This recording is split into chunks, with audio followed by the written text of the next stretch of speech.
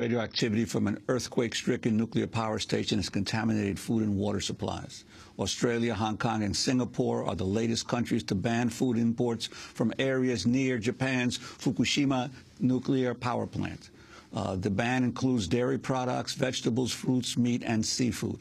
The U.S. also halted some food imports on Tuesday.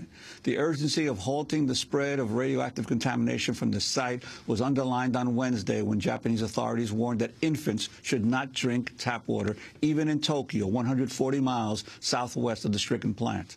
Tokyo residents say they are concerned about dangerously high levels of radioactive iodine in their water supply, but are having trouble securing potable water. Japanese authorities say they're considering a plan to import and distribute bottled water. Meanwhile, the restoration of electricity at the Fukushima plant stirred hopes that the crisis was ebbing. But nuclear engineers say some of the most difficult and dangerous tasks are still ahead, and time is not on the side of the repair teams. The tasks include manually draining hundreds of gallons of radioactive water and venting radioactive gas from the pumps and piping of the emergency cooling systems, which are located diagonally underneath the overheated reactor vessels. On Monday evening, workers at the plant were evacuated after smoke began emanating from a building. Japanese officials say the earthquake and tsunami have killed more than 9,300 people and almost 14,000 are missing. Estimated damages have climbed to over $309 billion. Joining us now is Aileen Mioko Smith. She's the director of Kyoto-based Green Action and is one of Japan's leading voices challenging the production, commerce, and transport of nuclear material and calling for sustainable energy policies. She joins us from San Francisco. Welcome to Democracy Now!, Aileen Mioko Smith. Thank you very much. Can you tell us the latest on the developments, especially the reports of the high levels of radiation in the water supply of Tokyo? Yes, the water supply of parts of Tokyo had levels higher than the standard for safety for infants. And even though that level went down a little bit now, we're having the same problem in Saitama Prefecture and Chiba, adjoining Tokyo. So the levels of iodine in the water, this is tap water for infants, is not considered safe, and therefore bottled water is being distributed. Well, some people are speculating that given the reported levels of release of radiation from the plant, that this kind of these amounts of radioactive iodine shouldn't be showing up in the water. That perhaps this is an indication that the government has not given a full report on how much radiation was released earlier on. Well, absolutely. A few days ago, the French nuclear authorities said that perhaps up to now, the estimate could be about 10% of Chernobyl releases. And then yesterday, the Austrian Meteorological Agency said that probably the estimates would be about 20% to 50% of what had been released at Chernobyl. So we're talking about very high levels, serious levels. Yesterday, the Japanese government admitted that 30 kilometers outside, this is not an evacuated zone, a person could have been exposed to as much as 100 millisieverts of radiation. That would be twice the amount of the evacuation threshold established by the International Atomic Energy Agency and the World Health Organization, and yet the Japanese government refuses to evacuate people from beyond a 20-kilometer, that's a 12-mile area. And just an hour ago, up to 23 Diet members of the Japanese National Parliament have issued a statement saying that immediate evacuation, drastically increasing the area outside of that 30-kilometer zone right now, should happen. And immediately at the very beginning, pregnant women and preschool-aged children should be evacuated from this area that still hasn't been evacuated. It's about a 20-mile area right now. Aileen Mioko Smith, can you talk about the tainted food? Yes, the food, the sampling has been intensified, so the types of food that is contaminated is increasing. They're finding more. Up to now, 11 types of food have been found contaminated. And, of course, export of this food from the 4 prefectures has been banned outside, not sending it outside. And the soil contamination is really high. soil found 40 kilometers away. Now remember, it's still 30 kilometers indoors, stay indoors, 20 kilometers evacuation. So beyond that area, for example, northwest in Imatate, the levels on the soil were very high. In fact, 1,000 times iodine, 4,000 times the cesium standard. And we just got a report from the Kyoto Research Reactor Institute, Dr. Tetsuji Imanaka, that said that he had to look a little bit more into the sampling of the Japanese government. But depending on how the sampling was done, this level of contamination in the soil could be twice the amount that was compulsory evacuation for Chernobyl. So we're looking at very high levels in the soil in some parts. It's difficult to know what the whole picture is. But some parts are very highly contaminated. And of course, that would result in food contamination.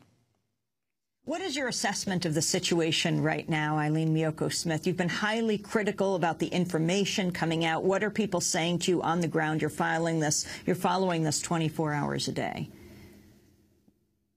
Well, our key concern is evacuation. And really, evacuation should have been proactive. And the later you delay, the more you would expose people who are trying to evacuate, who are going out and outdoors to evacuate to levels of radiation exposure. And we don't want that to happen. So we're urging the Japanese government. Now, Diet members are urging evacuation. And in terms of the plants themselves, the efforts to gain control of the plants and to assure that both the spent fuel pools and the reactors do not continue to heat up, how has that been going? Well, it's still a touch and go. We don't know really what's going to be happening the next 12 hours, 24 hours over the several days. Right now, highly concerned is Unit 1. The containment inside, the pressure is building, and if they allow the pressure to build too much, it could crack the containment. So then what has to be done is to vent, and that means lots of radiation release. And so that's a concern. And then the spent nuclear fuel pools, still multiple, is a concern. And I just want to address that the Japanese government's earthquake reinforcement requirements, the standards that are in place even today at all the nuclear power plants in Japan, is really a travesty.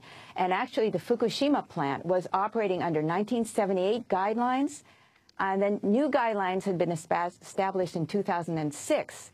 But even those guidelines underestimated this earthquake. The earthquake that happened in Fukushima this time was 140 times or so more than the maximum that was estimated under these new guidelines. And the new guidelines didn't even take into consideration anything beyond the outer containment, and it didn't even take into consideration the spent nuclear fuel pools. And so these are the new guidelines, and this plant was operating on old guidelines that were even worse. And right now we have other plants, like the Hamaoka plant near Tokyo, that we thought would go first. It's seismically a lot more dangerous than Fukushima. So this is a total result of it's a democracy issue, and a total result of Japan the government not requiring standards for earthquake for nuclear power plants. Aileen Mioko Smith, can you talk about the resonance that people must be feeling, especially older people, to what happened in 1945, the dawn of the nuclear age, Japan being the target of the U.S. nuclear bombs, the first to be dropped in the world, two on Hiroshima and Nagasaki, the aftermath, the radiation poisoning, the sickness, the numbers of people who died. So now, at 66 years later, people are being told to stay inside. You have workers in the plants, unbelievably brave, who are contaminated, who are saying they'll stay because they're contaminated already, so trying to deal with these nuclear plants. Has this opened up a discussion from nuclear weapons to nuclear power and where you go from here? Well, I think that, well, unfortunately, the Japanese government hasn't said that it will officially put a hold on all new nuclear power plant builds, or neither has it said that it will not be giving a life extension for the older plants in Japan to be able to operate longer. So nothing has changed yet in Japan. I think that, the Japanese public is very concerned about radiation, of course, because they know what happened. You know, Hiroshima and Nagasaki, the latent effects, and so there was a concern. But the PR, the ability of the utilities like Tokyo Electric putting on full-page ads in the papers and on TV all the time about how nuclear was safe and how it was necessary, that I think the Japanese public, a lot of them felt that, well, one is it was a necessary evil in a country that didn't have energy, its own energy source, or that Japanese nuclear power must be safe. But that really wasn't the case. Every site in Japan, there are 54 nuclear power plants, citizens, local citizens had been addressing the dangers of nuclear power, especially the seismic issue, the earthquakes. And, you know, the government rubber stamps the electric utility plans, and these electric utilities are tremendously powerful. I mean, so powerful that, for example, the long-term plan for energy, for nuclear power, the committees that deliberate that, the Tokyo Electric president is head of the committee. That's happened in the past. And even now, the deliberations are going on since the end of last year. And it's completely stacked. The committee is completely, you know, virtually pro-nuclear. A couple of token people allowed to be part of the committee. And the information supplied is just from the government Ministry of Economy, Trade, and Industry. That has to change. That's the thing that has to change in Japan. I want to ask you about the impact of other countries' assessments on what was going on there, because it's my experience in covering many of these disasters over the years that the immediate government is always trying to downplay whatever happens in a disaster, in a major disaster. But then you had, in this case, the governments of France and the United States raising different issues, saying, no, this is a lot bigger than what the Japanese government appears to be saying. The impact of what was happening in the rest of the world, other assessments on the Japanese public, and how they regard the reliability of their own government. Well, one is it's very easy for the U.S. and France to look over to the other side of the ocean and critique this when actually there's serious problems at both countries with nuclear power. I think that the Japanese citizens, the news is getting across about, for example, how other governments required, you know, their own citizens to evacuate from Tokyo. The area that for people to get out was much, much larger, you know, 80 kilometers or even more than 100. And I think that citizens question the Japanese government, wondering, you know, why is the Japanese government so lax and so hesitant in implementing plans to protect people. I think right now, you know, everybody is probably feeling and thinking different things. You know, I have relatives who are still staying in Tokyo, and but I have friends who've left, and it's a big mixture. But I think that when infants, the families are told that infants should not be drinking the tap water, I think that really, that you really start to, you know, worry about what's going to happen next. Aileen Mioko Smith, thank you very much for being with us, director of the Kyoto-based Green Action, one of Japan's leading voices challenging the production, commerce, and transport of nuclear material, calling for sustainable energy policies. This is Democracy